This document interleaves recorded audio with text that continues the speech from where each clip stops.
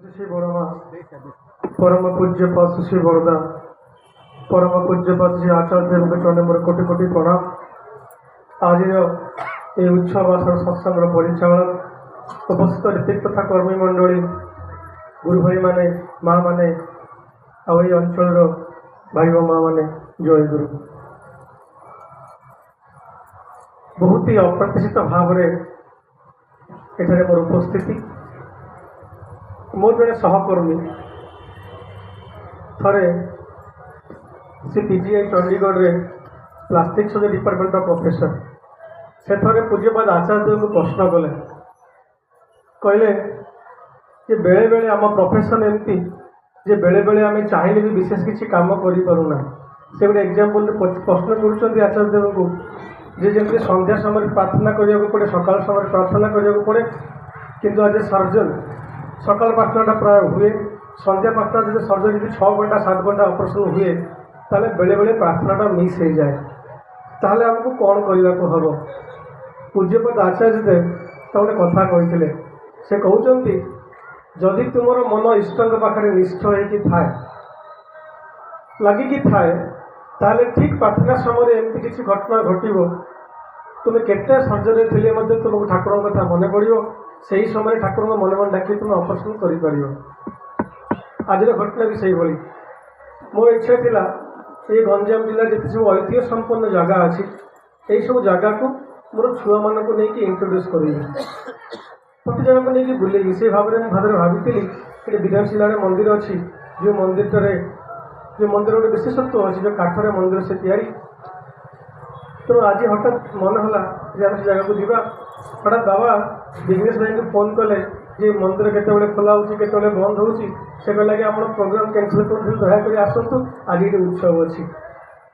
तो मनीष जो इष्ट केन्द्रिक हुए मुझे भावे आम केमती चिंता करवा केमती भाविबा केमती जानिबा जे आम भलरे अच्छे कि ना मु ठाकुर को लेकिन मो जीवन में कौन परिवर्तन होती मत जब कहीं कहे कि ठाकुर को नेला तुम परवर्ती जन्म में किसी अलग जिन हो तुम मुक्ति पाई तुम पाप क्षय हो बोधे मु सत्संग आसमी नेक्स्ट जन्म में कौन हम तापे गोटे चिंतित नुह मु चिंता कर ये जन्म में मुझे भल भाव में बंची बढ़ी ठाकुर बाणी अच्छी धर्म जदि न फुटिला तोर जीवन प्रत्येक कर्मे बातिल कर रखता को कि हे सेपरी धर्मे धर्मटा मो जीवन प्रत्येक कर्म भाव में फुटा दरकार मु धर्म जमी आप बैंक में टंका बांधुंट ताले आपको इंटरेस्ट मिल खाऊँ पेट पुड़ो शोले निद आसना सेमती धर्म जदि करती ताहले धर्मटा जीवन प्रत्येक कर्म फुटी उठा दरकार आर जन्म कौन भाई से कथा किए जानी तो ये धर्म कौन अच्छी जोटा मो जीवन में प्रति मुहूर्त परिवर्तन कर मुझे चिंता करे रविवार मासर शेष रविवार जदि मो डाक्तर था से रात कौन करता मुझे चिंता करे मो सांग मैंने कौन करती मु कौन करुँची से भावुची कि धर्म मो जीवन में कौन परिवर्तन आनी। पूज्यपाद आचार्य देव को आशीर्वाद क्रमे ये मेडिकल कॉलेज अच्छी ब्रह्मपुर में से गोटे उत्सव होता से उत्सव सरला गोटे फिडबैक नहीं आचार्य देव कहते जड़े ऋतिक आसते सी फिडबैक नहीं गले पिला फिडबैकटा कौन जड़े झील को पचरा गला जे माँ तुम कह कि तुम फिडबैकटा कौन से कौन सांग मैंने पचारे ये जो कीर्तन है पिला मैंने नाचुले से आनंद कहीं अच्छा आम भी तो कीर्तन शुणुचु से भी कीर्तन शुणुं आनंद कहीं आनंद रहस्यटा कौन से आनंदटा अच्छी जीवन स्वाद भितर ठाकुर गोटे बाणी अच्छी जे किसी चाहना दुख तुम कौन कर दुख भी एक रकम भाव सुख भी एक रकम भाव आचार्य होती आचरण सिद्ध व्यक्तित्व जीवन में प्रत्येक मुहूर्त में कौन कौन करने हुए केमती चलने हुए शिक्षा दरकार ये आनंद कथा देखिए मुझे कहती थे आश्रम गोटे कन्फरेन्स होता से कन्फरेन्स गोटे टेंट होता से टेंट हठात निआ लगिगला निआ लगे टेंटा पोड़गला समस्त मन दुख आचार्य देव था आज थर कहते आचार्य देव कहते मुझे जा बाबा रूम में अच्छी माँ को कही मो माँ को कहली जो लोक मान कही से टेंट निआ लिभेनि पाँच पाँच अच्छी अच्छी लिट्टी लिट्टी माने गोटे अटार जिन बिहारी मैंने खाती गोटे अटार या गुड़ाटा ताको अंगार पोड़ा जाए बोले लिट्टी करके आण से निआरे पोड़ा खाइबा। अच्छा देव कहते मो माँ मत रागे कह तू पागल है कौन गोटे टेन्ट रे निआ लगे एत टका नष्ट होगा तू से समय से निआरे लिट्टी लगे लिट्टी खाइबू। अच्छा देव कहते ठाकुर पूरा कहते सब समय आनंद रही निआ तो पोड़गला से तो पैसा नष्ट होगा ताले मुझे लिट्टी खाई भावी जे 1 लाख टकर टेन्ट पड़ा कि लिट्टी मतलब आनंद मिलला। जीवन प्रत्येक मुहूर्त से रस को आस्वादन करे जीवन सूत्र। तो चिंता करूँ तो आम आनंद कौन मिले आनंद पाइबा हेल्ले कौन किसी टंका खर्च करने दरकार ना। बेले बेले मुझे देखिली गत थर आम गोटे मेडिकल कॉलेज कन्फरेन्स होता बहुत लोग आसी लोक मैंने जो अच्छा बाहर भी आसते विदेश बाहर आसते से गोटे कथा आम समस्त मिसिक जाकि गोटे भुड़ी में खाइबा गोटे भुड़ी अच्छी बहुत पुराना होटेल से खाइबा जो मैंने सब 5 स्टार होटेल खाती से कहते से भुड़ी में खाइबा से कौन अच्छी आनंद। आनंद केवल गोटे वस्तु आसेनि आनंदटा मनर गोटे अवस्था आनंदटा मनर गोटे अवस्था अवस्था केतेबेले आसीबो जेतेबेले मनुष्य से आनंदमय पुरुष सहित जड़ित हेबो। जो कथा कहूली धर्मटा केतेबेले संभव जदि धर्मटा मो जीवन प्रति कर्म उठिबो। मत मो सांग मैंने प्रश्न करते धर्म करके जीवन में कौनटा लाभ हम मुझे तुम जीवन में कौन दरकार ना आम जीवन दरकार प्रतिष्ठा वी वांट स्टाटस मत मत 1000 लोक चिन्हतु मत स्टाटस दरकार मत प्रतिपत्ति दरकार। मु कहली आम ठाकुर बहुत सहज भाव में कहते बहुत सहज भाव में कहते 2 लाइन रे धर्म जिते फुटब तुम निष्ठा नीति व्यवहार प्रतिष्ठा भी आसब से पारे कहीं रोकी तारे। तुम जीवन में धर्म जिते फुटी उठिब तुम निष्ठा निष्ठा माने निश्चिष्ट भाव में लगी रहा मुझे जीवन में चलुची मो जीवन भितर धर्म जिते फुटी धर्म जिते फुटब तुम निष्ठा नीति व्यवहार मोर व्यवहार में मोर दैनंदिन कर्म धर्म जिते फुटी उठिब प्रतिष्ठा भी आसब से पारे कहीं रोकी तारे एत प्रतिष्ठा तुम पाखे आसो ताकि स्टप करें रखिपारे ना।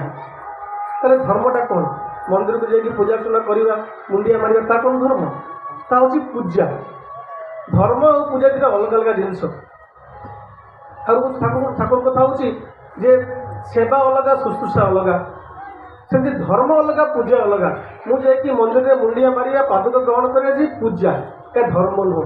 धर्म कौन ठाकुर धर्म अर्थ हूँ कौन कले भल भाव में बंचवा और बढ़ मो जीवन अच्छी मु कौन कले भल भाव में बंचवा और बढ़ी आउ केवल निजक नहीं निज परिवेश को लेकिन मो जीवन चलना एमती दरकार धर्म एमती दरकार जे मु कौन कले गोटे भल बापा है मु कौन कले गोटे भल स्वामी हो पारि मु कौन कले गोटे भल डाक्तर हो पारि मु कौन कले भल सांग हो पारि यहीटा कौन मत भी शिक्षा दे पार जहाँ जीवन में से आदर्शगत ही ना तेणु ये धर्मटा मत दरकार जो धर्म करने फल मत शिखेदेव जे शिक्षक हेल्ले केमती शिक्षा देवा हुए पुओ हिसाब से मोर कौन कर्तव्य अच्छी माने स्वामी हिसाब से मोर कौन कर्तव्य अच्छी यहीटा जो मनुष्य जीवन में प्रतिफल फुटी उठे से मनीष धार्मिक हुए। आप देखिए बहुत जगह बहुत लोक जन विशिष्ट वैज्ञानिक अच्छा पे पाठशाठ पढ़ुना तेरे विशिष्ट साहित्यिक अच्छा पे भल आ साहित्य कम करूना तेरे विशिष्ट संसद व्यक्ति अच्छा पे सचराचर जाऊना तार कारणटा कौन तार कारणटा हूँ धर्मटा जीवन में फुटनी मुझे जहाँ कहे धर तुम सिंपल कथा मुझे ड्रेस पिंधिक आसते धोती लाची पिंधिक कथा आप हेली कोई तुम पेसेंट कहीं थे पर मत जी कहे सार बहुत बड़ बड़ भाषण देले किंतु हॉस्पिटल गला बेले भल ट्रिटमेंट करते तो परम पैसा लोभीटा धर्म हम हेनी से पाचालता हम तेणु धर्मटा निज निष्ठा और व्यवहार प्रकाश ठाकुर कहते धर्मर बेसिक जिन 3टा जजन जाजन इष्टवृत्ति आम मैंने दीक्षा नहीं अधिकटा कौन करुँ अद्वैत दीक्षा नहीं ना ठाकुर कहते जो दीक्षित और अदीक्षित भितर विशेष किसी डिफरेन्स ना गोटे मात्र डिफरेन्स जी दीक्षित सी जाने ठीक कोटा भूल कोटा तो बर्तमान आम जो कंडीशन अच्छे आम जानी ठीक कोटा भूल कोटा कि आम रास्ता मानिक चलने दरकार जजन मान कौन जजन मान नुह जे ठाकुर को सत्संग करवा कि पूजार्चना कर जजन मान हूँ ठाकुर जीवन प्रिंसिपल मो जीवन में मानिक चलवा मुझे सहज कथार कह रास्ता जाऊँगी जगन्नाथ मंदिर आरती चलता मुझे भाविली ଯେ ଆମେ ଓଡ଼ିଆ ଲୋକ ଆମର ମାନେ କହୁଛନ୍ତି ଆରାଧ୍ୟ ଜଗନ୍ନାଥ, ତାହେଲେ ଜଗନ୍ନାଥଙ୍କର ପତ୍ନୀ ଅଛନ୍ତି ଲକ୍ଷ୍ମୀ, ତାହେଲେ ଲକ୍ଷ୍ମୀ ଆମ ପାଖରେ ରହିବା କଥା, ଲକ୍ଷ୍ମୀ ଆମ ପାଖରେ ବନ୍ଧା ହେଇକି ରହିବା କଥା ନୁହଁ। ଆମ ପାଖରେ ଲକ୍ଷ୍ମୀ କାହିଁକି ନାହାନ୍ତି? ଯୋଉ ଲୋକ କି ଜଗନ୍ନାଥଙ୍କୁ ଆରାଧନା କରେ ନା, ଲକ୍ଷ୍ମୀକି ଜାଣେ ନା, ତା ପାଖରେ ବହୁତ ପଇସା ଅଛି, କାହିଁକି ଅଛି? ସିମ୍ପଲ ଏକ୍ଜାମ୍ପଲ, ଯଦି ଗୋଟେ ଲୋକ ତା ସ୍କୁଲର ସବୁ ସାର୍ ମାନଙ୍କର ଫଟୋ ନେଇକି ରଖିବ, କଲେଜ ସାର୍ଙ୍କ ଫଟୋ ରଖିବ, ସବୁଦିନ ସକାଳେ ଧୂପ ଦୀପ ଚନ୍ଦନ ଦେବ, ସ୍କୁଲକୁ ଯିବନି, ବହି ପଢ଼ିବନି, ପରୀକ୍ଷାରେ ସେ ପାସ୍ ହେଇପାରିବନି, 1 ନମ୍ବର ବି ପାଇବନି। ଜଗନ୍ନାଥଙ୍କ ଜୀବନରେ ଯୋଉ ଜୀବନୀୟ କଥାଟା ଅଛି, ଯେତେବେଳେ ପର୍ଯ୍ୟନ୍ତ ତାକୁ ମୁଁ ଜୀବନରେ ପରିପାଳନ ନ କରିଛି ସେତେବେଳେ କିଛି ହବ। ତାଠୁ ବାଣୀ କହୁଛନ୍ତି ଚଳନ ହରା ଚରଣ ପୂଜା ବନ୍ଧ୍ୟା ପୂଜା ଅକାରଣ। ଜଗନ୍ନାଥଙ୍କୁ ପୂଜା କରିବାକୁ ହେଲେ ଜଗନ୍ନାଥଙ୍କ ନୀତି ନିୟମ ମାନିବାକୁ ଚଳିବାକୁ ପଡ଼ିବ। ଜଗନ୍ନାଥଙ୍କ ନୀତି ନିୟମ ହେଉଛି ଧର୍ମର କଥା। ସିମ୍ପଲ ଏକ୍ଜାମ୍ପଲ, କିଛି ବଡ଼ କଥା କିଛି ନୁହଁ। ଯଦି ଜଗନ୍ନାଥଙ୍କୁ ଭକ୍ତି କରେ ତାହେଲେ ଜଗନ୍ନାଥଙ୍କ ସବୁ କଥା ମାନିବାକୁ ମୁଁ ବାଧ୍ୟ। ସେ କେତେବେଳେ ଉଠନ୍ତି? ବହୁତ ପ୍ରତ୍ୟକ୍ଷ ରୂପେ 4ଟା ବେଳେ ଉଠନ୍ତି, 3ଟା ବେଳେ ଉଠନ୍ତି। ସେ କ'ଣ ଖାଆନ୍ତି? ସେ ଖାଦ୍ୟ କ'ଣ ଗ୍ରହଣ କରନ୍ତି? ସାତ୍ୱିକ ଖାଦ୍ୟ ଗ୍ରହଣ କରନ୍ତି। ସେ କେତେବେଳେ ଶୁଅନ୍ତି? ତାଙ୍କ ଜୀବନ ଚଳିଲା କେମିତି? ଯଦି ତାକୁ ମୋ ଜୀବନରେ ପରିପାଳନ ନ କରି ତାହେଲେ 1000 ବର୍ଷ କ'ଣ, ଗୋଟିଏ ବର୍ଷ ପୂଜା କଲେ ମଧ୍ୟ ମୋ ଅଙ୍ଗରେ ଭକ୍ତି ଆସିବ, ପୂଜା କରିବା ଭାବଟା ଆସିବ, କିନ୍ତୁ ମୋ ଜୀବନରେ କିଛି ମାତ୍ରାରେ ପରିବର୍ତ୍ତନ ହେବ ନାହିଁ। ଏ କଥାଟା କଷ୍ଟ ହେଲେ ମଧ୍ୟ ସତ୍ୟ। ଠାକୁର ତେଣୁ କହିଲେ ଆମର ଖାଦ୍ୟପେୟ କେମିତି ହେବା କଥା, ଆମେ କେଉଁ ସମୟରେ ଉଠିବା କଥା। ଆପଣ ଶୁଣି ଆଶ୍ଚର୍ଯ୍ୟ ହେବାକୁ ଦେଖିବେ ଜଗନ୍ନାଥଙ୍କର ଜୀବନ ଚର୍ଯ୍ୟା ପ୍ରତି ମୁମେଣ୍ଟରେ ତାଙ୍କର ଡ୍ରେସ୍ ଚେଞ୍ଜ ହୁଏ। ସକାଳେ ଉଠିଲେ ଡ୍ରେସ୍ ଚେଞ୍ଜ ହେବ, ତାପରେ ଖାଇବାକୁ ଯିବେ, ଯେତେବେଳେ ଭୋଗ ଲାଗିବ ଆଉ ଗୋଟେ ଡ୍ରେସ୍ ଚେଞ୍ଜ ହେବ, ଯେତେବେଳେ ଦର୍ଶନ ହେବ ସେତେବେଳେ ପୁଣି ଆଉ ଗୋଟେ ଡ୍ରେସ୍ ଚେଞ୍ଜ ହେବ, ପୁଣି ବିଶ୍ରାମ ସମୟରେ ଆଉ ଗୋଟେ ଡ୍ରେସ୍ ଚେଞ୍ଜ ହେବ, ଆଉ ରାତିରେ ଅନ୍ୟ ଡ୍ରେସ୍ଟି ଚେଞ୍ଜ ହେବ। ମୋତେ ମା ଆଜି କହୁଥିଲା, କହିଲା କ'ଣ ନା ଏଇଠି ଯେଉଁ ମନ୍ଦିର ଅଛି ପୁଣି କ'ଣ ବିଞ୍ଚିଆ ଘା ବୋଲି ହୁଏ, ସେଇ ଘା ଯାହାର ହୁଏ ସେମାନେ ଆସିକି ଏଇଠି ମାନେ ପହାଡ଼ିଆ ପଡ଼ନ୍ତି, ଆଉ ତାଙ୍କର ପ୍ରସାଦ ନେଇକି ଯାଆନ୍ତି, ତାଙ୍କ ରୋଗଟା ଭଲ ହେଇଯାଏ। ତ ମୋ ମନରେ ପ୍ରଶ୍ନ, ମୋ ମନରେ ସତ ପ୍ରଶ୍ନ, ଯେତେବେଳେ ଆମର ଆରାଧ୍ୟ ଦେବ ଜଗନ୍ନାଥଙ୍କର ଜ୍ୱର ହୁଏ ସେତେବେଳେ ସେ ଅଣସର ଘରେ ପଡ଼ନ୍ତି। ତାର ଯେତେବେଳେ କୋଭିଡ ଆସିଲା, ସାଇଣ୍ଟିଷ୍ଟ ମାନେ ତାକୁ ଏକ୍ଜାମ୍ପଲ ତାକୁ ନେଇକି ଚିନ୍ତା କଲେ। କୋଭିଡ ସମୟରେ ତାକୁ କୋଭିଡ ହେଇଗଲା, ତାକୁ ଅଲଗା ରଖାହେଲା। କାହିଁକି ଅଲଗା ରଖାହେଲା ନା, କୋଭିଡଟା ଗୋଟେ ଭାଇରାଲ ଡିଜିଜ୍, ସେଇଟା ଜଣଙ୍କଠୁ ଅନ୍ୟକୁ ଟ୍ରାନ୍ସମିଟ୍ କରିବ। ଆମର ଆରାଧ୍ୟ ଦେବ କେତେ ହଜାର ବର୍ଷ ପୂର୍ବରୁ ତାକୁ ମାନିକି ଚାଲିଛନ୍ତି। ଯେତେବେଳେ ମଣିଷକୁ ଭାଇରାଲ ଫିଭର ହୁଏ, ଠାକୁର କହୁଛନ୍ତି ମୋ ଜୀବନଟା ହେଉଛି ମୋ ବାଣୀ। ଯେତେବେଳେ ଭଗବାନ ଜଗନ୍ନାଥ ସ୍ୱୟଂ ବିଶ୍ୱର ମାଲିକ, ଯେତେବେଳେ ଖରାଦିନେ ସେ ଅଧିକ ପାଣିରେ ଗାଧାନ୍ତି ତାଙ୍କୁ ଜ୍ୱର ହୁଏ। ଭଗବାନ ବି ଯଦି ନିୟମ ନ ମାନିଥାଏ ତାଙ୍କୁ ଜ୍ୱର ହୁଏ। ଭଗବାନ ଯଦି ମାନେ ଖରା ସମୟରେ ଯଦି ଅଧିକ ପାଣି ତାଙ୍କୁ ଜ୍ୱର ହୁଏ, ତାହେଲେ ମୋତେ କ'ଣ ଜ୍ୱର ହେବନି? ଜ୍ୱର ହେଲେ କ'ଣ କରିବାକୁ ପଡ଼େ? ଜ୍ୱର ହେଲେ ମୋତେ ମୋର ନିୟମିତ ଆହାରଟାକୁ ବନ୍ଦ କରିବାକୁ ପଡ଼େ, ମୁଁ ଅଣସର ଘରେ ପଡ଼େ। ତା ଅର୍ଥ ହେଉଛି ମୋର ଦର୍ଶନ ବନ୍ଦ ହୁଏ, ମୁଁ କାହାର କଣ୍ଟାକ୍ଟରେ ଆସେନି, ମୁଁ ଅଲଗା ରହେ। ଏଇ ତ ତାଙ୍କ ଜୀବନର ଶିକ୍ଷା। ପୁଣି କ'ଣ କରେ? ସେ ସମୟରେ ମୋତେ ଯେଉଁ ଭୋଗ ଦିଆଯାଏ, ଚେରମୂଳିକା ଭୋଗ ଦିଆଯାଏ, ମୁଁ ଔଷଧ ଖାଏ। ଏଇଟା ତ ଆମ ଜୀବନର ଶିକ୍ଷା। ଆପଣ ଯଦି ତର୍ଜମା କରି ଠାକୁରଙ୍କ ପାଖରେ ବହୁତ ଗୁଡ଼ିଏ କଥା ହେଇଛି। ଯେତେବେଳେ ଆପଣଙ୍କର ଡାଇରିଆ ହୁଏ ସେତେବେଳେ ଶୀତଳ ମାଙ୍କର ପୂଜା କରାଯାଏ। ତ ମୋ ଜଣେ ମୋ ସାଙ୍ଗ କହିଲା ସେଠି କ'ଣ କରାଯାଏ ନା ପଣା ପାଣି ଭୋଗ କରେ। ପଣା ପାଣି କାହିଁ ଭୋଗ କରାଯାଏ? ମୋର ଗୋଟେ ସାଙ୍ଗ ଅଛି, ଏଣୁ କରି ବକ୍ତବ୍ୟ ସାଙ୍ଗ କରିବି। ମୋର ସାଙ୍ଗ ଅଛି, ସିଏ ମାନେ ବହୁତ ଉଚ୍ଚ ଶିକ୍ଷିତ। ତାର କାମ ହେଲା, ତାର ଗୋଟେ ଆଗରୁ ଇଚ୍ଛା ଥିଲା ଯେ ମୁଁ ଗାଁକୁ ଯାଇକି ଲୋକମାନଙ୍କ ସେବା କରିବି। ମାଲକାନଗିରି ପାଖରେ ଗୋଟେ ଜାଗା ଅଛି, ସେ ଜାଗାରେ ତାର ନିଜ ଘର, ତାର ପୋଷ୍ଟିଂ ତାର ବହୁତ 40 କିଲୋମିଟର 50 କିଲୋମିଟର ଦୂରରେ। ସେ କହୁଛି ମୁଁ ଏତେ ପାଠ ପଢ଼ିକି ସବୁ ଆସିଲି, କିନ୍ତୁ ପ୍ରକୃତ ଗୋଟେ ପ୍ରୋବ୍ଲେମ୍ ହେଉଛି ଯେ ଲୋକମାନେ ଡାକ୍ତରଙ୍କୁ ସେତେ ଭଲ ପାଆନ୍ତି ନାହିଁ। ସବୁ ଗୁଣିଆ ତାନ୍ତ୍ରିକ ପାଖକୁ ଯାଆନ୍ତି, ମୋ ପାଖକୁ କେହି ଆସନ୍ତିନି। କିନ୍ତୁ ତାର ଆନ୍ତରିକ ଇଚ୍ଛା ସେ ଲୋକଙ୍କ ରୋଗ ଭଲ କରିବ। ସେ କ'ଣ କରେ? ସେ ଦେଖିଲେ ତା ପ୍ରାକ୍ଟିସ୍ ଚାଲିଲାନି, ଧୀରେ ଧୀରେ ସେ ତନ୍ତ୍ରବିଦ୍ୟା ଶିଖିଲା। ସେ କି କ'ଣ କରେ? ଯଦି କିଏ ରୋଗୀ ଆସେ ତାକୁ ଏକ୍ଜାମିନ୍ କରେ, ତାକୁ ଝାଡ଼ା ଫୁଙ୍କା କରେ, ହାତ ମାରିକି ତା ପଲ୍ସ ଦେଖେ, ଯେ ବିଭୂତି ଗୁଣ୍ଡ ଦିଆଯାଏ, ଜ୍ୱର ଥିଲେ ପାରାସିଟାମଲ ବଟିକା ଗୁଣ୍ଡ କରିକି ଦିଏ, ଯେ ଡାଇରିଆ ହେଇଥାଏ ତାହେଲେ ORS ପାଣିଟାକୁ ପଣା କରି ପିଇବାକୁ ଦିଏ। ସେ କହୁଛି ମୁଁ ଯାହା ବି କରିବି ମୋତେ ଗୁଣିଆ ବୋଲି ଭାବନ୍ତୁ, କି ଲୋକଙ୍କ ରୋଗ ଭଲ ହେବାର ଅଛି।